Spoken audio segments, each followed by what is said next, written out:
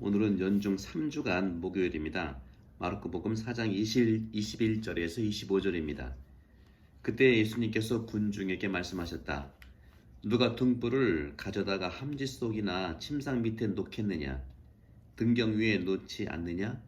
숨겨진 것도 드러나기 마련이고 감추어진 것도 드러나게 되어 있다. 누구든지 들을 귀가 있거든 들어라. 예수님께서 다시 그들에게 말씀하셨다. 너희는 새겨 들어라. 너희가 되어서 주는 만큼 되어서 받고 거기에 더 보태어 받을 것이다. 정녕 가진 자는 더 받고 가진 것 없는 자는 가진 것마저 빼앗길 것이다. 주님의 말씀입니다. 그리스도님 찬미합니다. 네, 등경은 등경 위에 놓는다 하는 말씀. 숨겨진 것도 드러나기 마련이다. 감추어진 것도 드러나기 마련이다. 들을 귀가 있는 사람은 들어라. 거짓말은요, 짧은 다리를 가지고 있다고 합니다. 거짓말이 아무리 많이 진행이 돼도 짧은 다리이기 때문에 멀리 못 가는 거죠. 오늘 복음에서 우리는 정말 감추어진 것은 없다 하는 말씀, 그러면서 등경이라는 표현을 하고 있죠. 등경. 성경에서 자주 등장하는 주제가 빛이죠. 빛. 하지만 이 등경이라고 하는 빛이 새로운 그러한 해석과 함께 상징을 찾아낼 필요가 있는 것이죠. 우리 습관된 언어 속에서 빛이라고 하는 것은 알고자 하는 어떤 조건을 마련해 주죠. 모르는 그 어둠 속에 빛을 비춘다면 우리는 볼 수 있지 않습니까? 그런 거죠. 바로 지혜로운 사람에 대해서도 그렇습니다. 우리가 지혜로운 사람을 말할 때 어떻게 말합니까? 분명한 것이 드러나게 된다고 하는 것을, 분명한 것을 보는 거예요. 결국은 우리가 뿌연 곳에서는, 머리가 뿌하거나 또 시야가 어두운 곳에서는 볼 수가 없는 그런 건데, 지혜로운 자는 그것을 걷어내고서 정확하게 볼 수 있다는 것이죠. 하느님께서도 우리에게 그 빛을 주셨어요. 바로 지혜, 그리고 지능, 지혜, 지식, 이것이 바로 현실을 알도록 해주는 하느님의 빛입니다. 그렇기 때문에 우리 자신들을 먼저 이해하는 것이 중요한 빛의 기능이에요. 나를 바라보도록 빛을 주었는데 나는 못 바라보고 남을 지적할 수 있도록 하는 능력? 네, 생각해 봐야 되겠죠. 그것이 우리를 주변을 비추는 하느님의 빛이죠. 자기 인지가 먼저입니다. 내 영혼의 인지, 내 영혼의 인지를 통해서 하느님과 또 우리 이웃을 바라볼 수 있는 것이죠. 하느님께서는 사람을 하느님의 모습을 담도록 창조했어요. 모습을 담는 거예요. 모습은 뭡니까? 바로 지혜 그리고 영혼인데, 그걸 담도록 하는 것은 우리의 어떤 숙제라고 볼 수 있는 거죠. 1장 창세기 1장 26절에서 27절입니다. 그리스도 교부의 많은 교부들에 따르면 그 의미들이 무엇인가? 바로 우리 인간이라고 하는 사실은 하느님께서 우리를 보는 것처럼, 또 하느님이 그것을 보는 것을 볼 수 있는 능력, 그것을 통해서 우리에게 주셨고, 그것은 바로 지능이고 지혜를 우리가 받았다는 겁니다. 그렇기 때문에 우리는 그런 측면에서 능력이 있다고 하는 것은 바로 선물, 하느님의 선물을 우리가 알아차리는 것이죠. 중세 때의 스콜라 학자들이라든가 또 이런 많은 걸 보면 스콜라 신학자들은 사실은 긍정주의자들이에요. 그렇게 우리가 표시하고 있어요. 존재하는 모든 것은 알 수 있다고 하는 것이죠. 누구를 통해서? 하나님께 주신 능력을 통해서, 지혜를 통해서, 지능을 통해서 그렇다는 것이죠. 그런 점에서도 우리는 하느님 오직 우리를 소개할 수 있는 그런 신비 안에서 우리가 만날 수 있다는 것입니다. 하지만 우리는 참으로 이 지혜의 자연적인 빛을 잘 선용하고 또 적용할 필요가 있는데, 그러지 못한 경우를 많이 볼 수 있어요. 따라서 자연적인 이러한 보이는 자연적인 것을 볼 수 있기 위해서는 유용한 능력을 가지고 있지만, 바로 종교적인 차원에서 우리는 더욱더 내면을 바라봐야 되고, 또 철학 안에서도 또 사고를 바라봐야 되고, 그러니까 수학 안에서도 역시 이런 규칙들을 바라보는 것도 그런 훈련들인 거예요. 지능은 바로 그런 거예요. 수학을 잘하듯이 우리 내면을 바라보는 것도 잘할 수 있다는 것이죠. 이러한 영역 안에서 필요한 것은 뭘까요? 바로 이 이성을 통한 나의 의지입니다. 이성적 의지. 이것이 하나님이 주신 거예요. 그렇기 때문에 우리는 이 교회, 더 나은 세상이 될 수 있도록 교회의 이런 전통들과 복음을 이해하도록 찾는 것이 지혜의 첫 번째 능력이고 과정이라는 것이죠. 그런 점에서도 우리는 참으로 더 나은 그러한 그 등경이 될 수 있도록, 더 나은 그 함지박속의 등경이 아니라 오늘 주님께서 말씀하신 참 등불을 가져다가 함지박속이나 침상 밑에 놓겠느냐, 그러지 말라는 거죠. 이 등경이라든가 이 등불은 하느님이 우리에게 주신 지혜와 지능이라는 것을 분명히 주님은 우리에게 알려주시는 것이고, 이것은 구원을 향해서 우리를 인도하는 빛이라는 것이죠.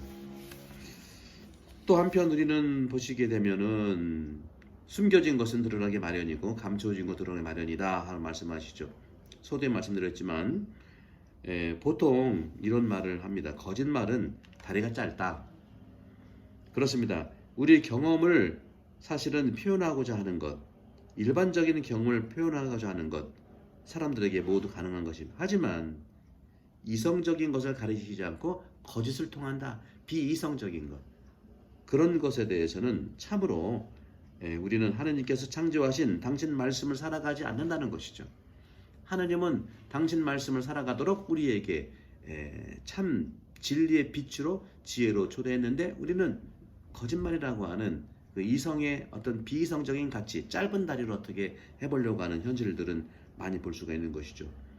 바로 이성이라고 하는 것은 이러한 신앙의 빛을 바라볼 수 있고 진리를 바라볼 수 있고, 다시 말해 신학을 제대로 말할 수 있는 이성을 얘기하는 것입니다.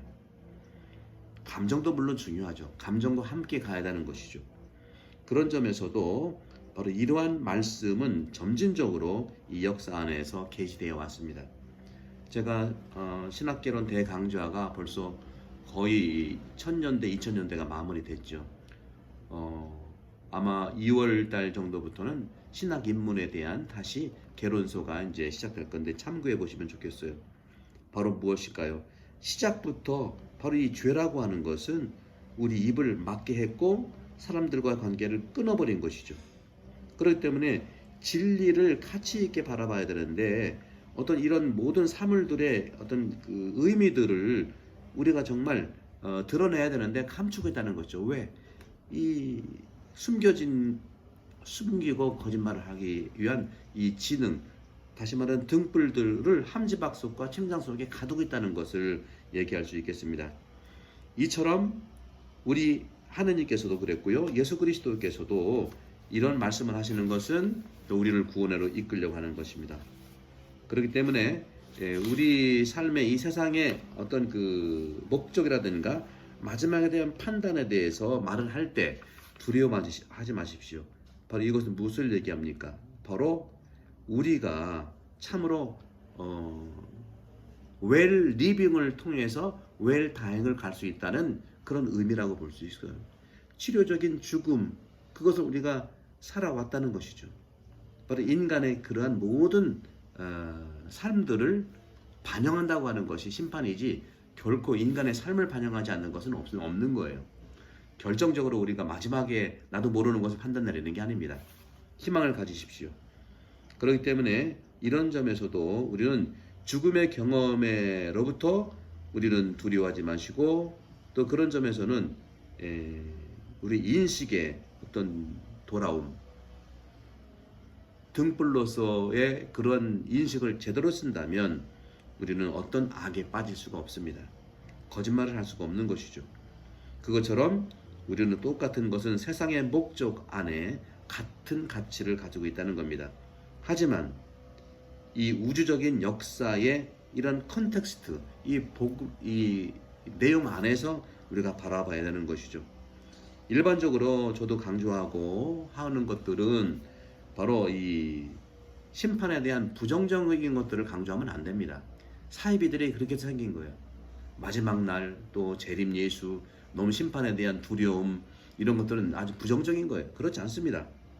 그렇기 때문에 근본적으로 감추어진 것이 드러난다고 하는 것은 사실 그대로의 삶이 보장받는다는 것이죠.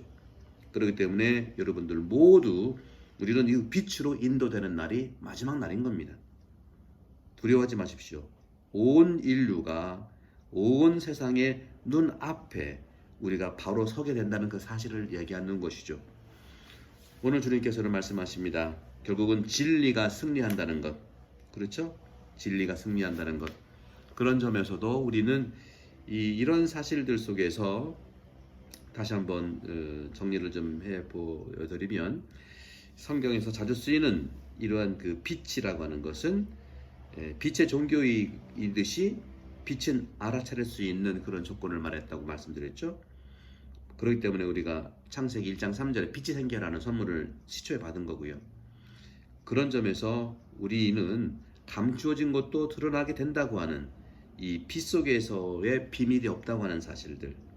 하지만 죄는 시작부터 거짓을 말하고 입을 닫고 감추는 걸 말합니다. 다시 말하면 진리를 감추고 그 의미를 숨긴다는 뜻입니다. 그런 점에서 마지막 날은 정말 심판날이라는 것은 진리가 드러나는 날, 분명하게 사실이 확인되는 날을 얘기하는 겁니다. 종말의 영광의 빛 속에서 사랑과 알 안에서 모든 것이 환하게 광명 속에서 그대로 드러날 것이죠. 그 전까지 많은 것들이 감추어져 있을 거라도 그날은 분명히 드러난 날입니다. 예수 그리스도는 이렇게 미래의 세기에 종말의 사랑과 알의 빛으로 오신다는 것입니다.